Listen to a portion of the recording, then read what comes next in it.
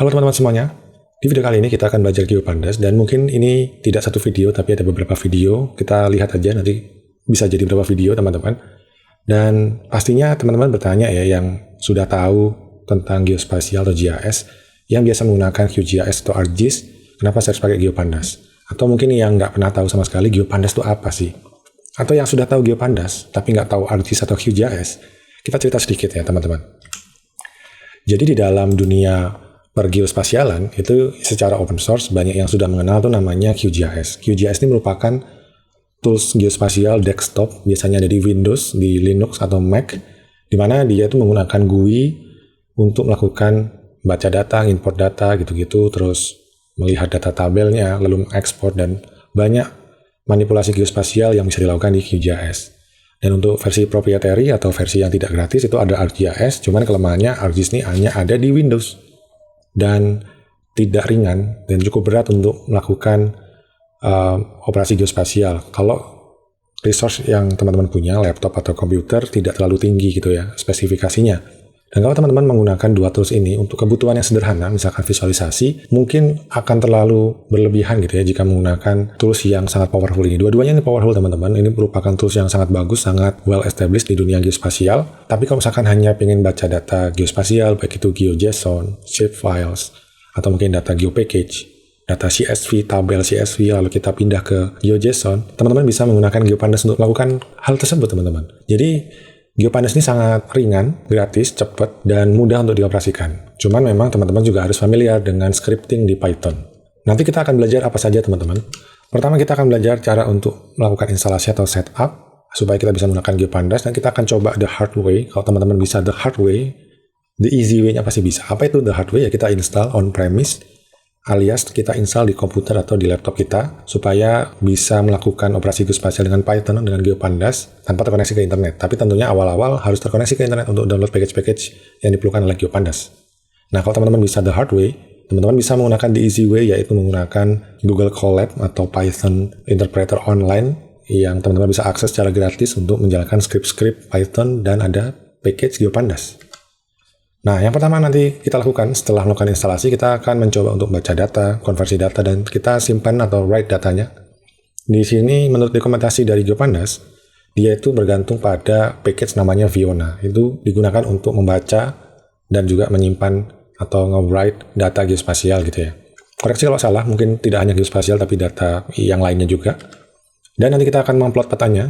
Di belakang layar, GeoPandas ini dibantu package namanya Matplotlib, dependensinya Matplotlib, dan coba kita nanti utak-atik sistem koordinatnya. Dan kita mendekorasi petanya pastinya supaya tidak membosankan, ya misalkan warna, simbologinya, dan ini pun juga bermakna ganda teman-teman. Selain mempercantik estetika, ini juga ada maksud. Jadi tidak hanya mewarnai peta saja, tapi ada maksud. Misalkan warna merah itu berarti apa, warna hijau apa, dan seterusnya, supaya data itu bisa berbicara gitu.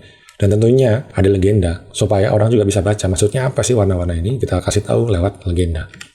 Lalu ada labeling, kita bisa ngasih labeling di petanya atau di aksisnya, sumbu XY, lintang bujurnya, di hasil plotnya itu. Atau mungkin yang lain lagi. Kita nanti sambil berjalan belajar, kita lihat dokumentasi, mungkin ada hal-hal baru yang saya nggak tahu, kita coba ketikkan di script kita, nanti hasilnya bagaimana. Dan ada proses geospasial, pastinya dong, kita akan hitung luas misalkan, hitung jarak, pindah-pindah koordinat ini juga termasuk sebenarnya, pindah-pindah koordinat transformasi itu juga termasuk proses geospasial sebenarnya. Lalu kita akan buat WebGIS, jadi kita visualisasi supaya datanya itu bisa interaktif dengan user, dan sekarang juga dunia internet semakin maju gitu ya teman-teman. Kita akan coba untuk membuat WebGIS menampilkan data geospasial yang sudah kita proses, dan bisa saja menerima input. Jadi sebagai contoh gini, saya punya data GeoJSON, saya punya data GeoPackage, atau saya punya data shapefiles, S3 shapefiles, terus pengen saya upload ke web saya, nanti setelah di-upload, dia otomatis tampil. Nah, nanti kita coba nih, di belakang layarnya nanti coba kita pakai flash web server, dan pastinya akan ada package atau modul GeoPandas. Nah, apa sih GeoPandas? Pandas ini sebenarnya adalah ekstensi dari Pandas. Kalau Pandas ini, buat yang familiar dengan Python dan Pandas, ini merupakan tools yang bisa digunakan untuk melakukan data analisis dan manipulasi, dan biasanya dalam bentuk spreadsheet atau frame ya, disebutnya data frame, dan dia dibuat dalam bahasa Python. Jadi kita harus memahami dulu bahasa Python supaya bisa lebih mudah menggunakan Pandas. Dan GeoPandas merupakan cara developer atau ilmuwan di dunia Python membuat Pandas ini menjadi punya kemampuan membaca data geospasial dan melakukan operasi-operasi geospasial yang saya sebutkan sebelum-sebelumnya. Nah, konsep dasarnya nih sebenarnya kita menggunakan kelas dan subkelas, atau dalam hal ini kita menggunakan GeoPandas dan subkelasnya apa. Secara umum ada dua, yaitu GeoData Frame dan juga GeoSeries.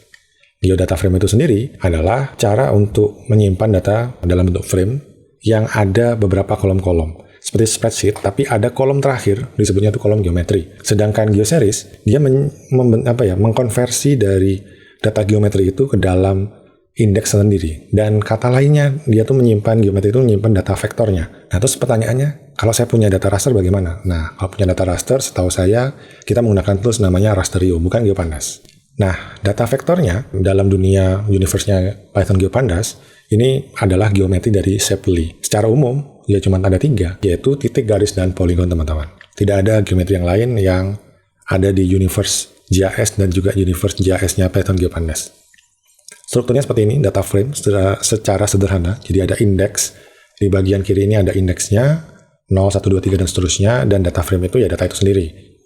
Teman-teman biasa ngelihat spreadsheet di Excel, dan ngerti maksudnya apa. Dan untuk GeoData Frame, ada satu kolom lagi namanya geometri. Dan di sini nyimpen geometri tadi. Bisa jadi point, terus line, dan polygon gitu. Selanjutnya, di GeoSeries ada konstruktor yang teman-teman bisa baca. Ini artinya adalah kalau teman-teman punya subclass GeoSeries, di dalamnya itu sebenarnya nyimpen data itu sendiri, nyimpen indeksnya, dan koordinat reference systemnya. Jadi nanti kita coba visualisasinya bagaimana. Kalau teman-teman masih belum memahami, ikuti saja dulu. Dan untuk GeoData Frame, konstruktornya itu adalah data itu sendiri dan ada geometri, serta ada koordinat reference system. Tampilannya bagaimana? Nah, ini lebih kurang GeoData Frame seperti ini. Nanti untuk GeoSeries, geometrinya ini kita convert ke GeoSeries, di mana dia punya indeks sendiri dan juga punya koordinat reference systemnya tadi ya. Jadi datanya ini tidak ikut di GeoSeries. Itu yang saya pahami dari dokumentasi ini, teman-teman. Yang teman-teman perlu lakukan, teman-teman harus melakukan instalasi Conda. Conda ini bisa juga dengan Mini Conda atau Anaconda. Jadi Conda ini adalah Source Package Manager atau Package Manager dan juga Environment Manager. Di mana kita bisa melakukan instalasi itu bisa menggunakan Mini Conda saja, di mana Mini Conda ini merupakan kombinasi dari Conda dan juga Python, dan juga ada package-package yang umum digunakan, yang standar-standar saja. Sedangkan kalau teman-teman install Anaconda, installernya lebih besar, dan teman-teman sudah dibekali dengan lebih dari 150 package-package yang berat-berat gitu ya, intinya gitu. Atau kalau teman-teman nggak mau dengan cara itu, bisa menggunakan Cloud Google Lab, jadi bisa di-skip tutorial instalasinya, kita langsung buka Google Colab aja, dan teman-teman juga bisa men-skip instalasi Visual Studio Code kalau teman-teman menggunakan Google Colab. Tapi karena kita mencoba on-premise, install di komputer kita akan gunakan Visual Studio Code. Kira-kira seperti itu. Dan bagaimana proses instalasinya, kita pindah ke video berikutnya, teman-teman. Sampai jumpa di video selanjutnya.